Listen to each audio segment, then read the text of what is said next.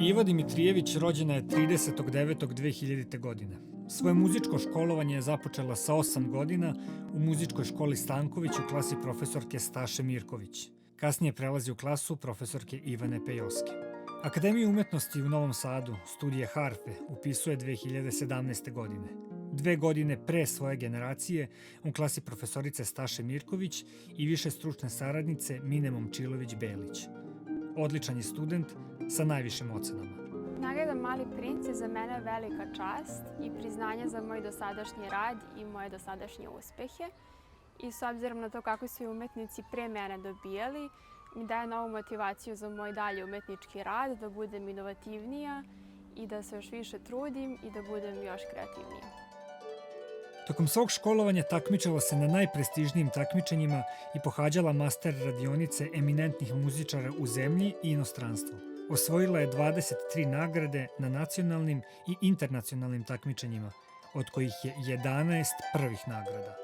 2019. godine je u Rusiji, u Sankt Peterburgu, na međunarodnom takmičenju Kristalni ključ u najstarijoj kategoriji, kao specijalnu nagradu Rezonans umetnik osvojila keltsku harfu. 2020. godine na ruskom online takmičenju za najbolje izvođenje Baha osvojila je 3. mesto. Uručena joj je i nagrada Univerziteta u Novom Sadu za postignute vrhunske rezultate u školskoj 2019-2020. godini. Finansijski deo ove nagrade ću iskoristiti u svojim daljim profesionalnim planovima. Nakon završenih osnovnih studija ove godine želim da nastavim svoje studije u inostranstvu. Takođe planiram učešće na nekim od najvećih svetskih takmičenja, kao i da pohađam masterske kurseve i radionice sa najboljim muzičarima današnjice.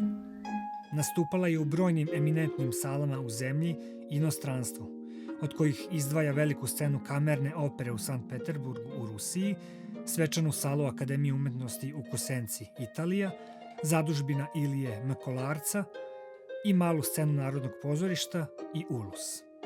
Tokom 2014. i 2015. godine pohađala je Harp Master Akademiju u Švajcarskoj i program kamerne muzike, a u prvom semestru školske 2020-2021. godine na Univerzitetu Kodars u Rotterdamu radila je online sa vrhunskim umetnicima Gvinet Ventik i Evom Stegeman. Želim ovim putem da se zahvalim Aleksandri Veđeci Boškov i njenom suprugu gospodinu Antoniju Veđeci, koji već 20 godina imaju ovu fondaciju i time podržavaju nas mlade umetnike. Takođe, želim da se zahvalim svojoj porodici koja me u svemu podržava i mojim profesorkama Staši Mirković-Grujić koja se puno zalaže za mene i izvan akademskih okvira mi posvećuju svoje vrijeme, kao i moje profesorki Mini Momčilović-Belić koja je takođe moja velika podrška.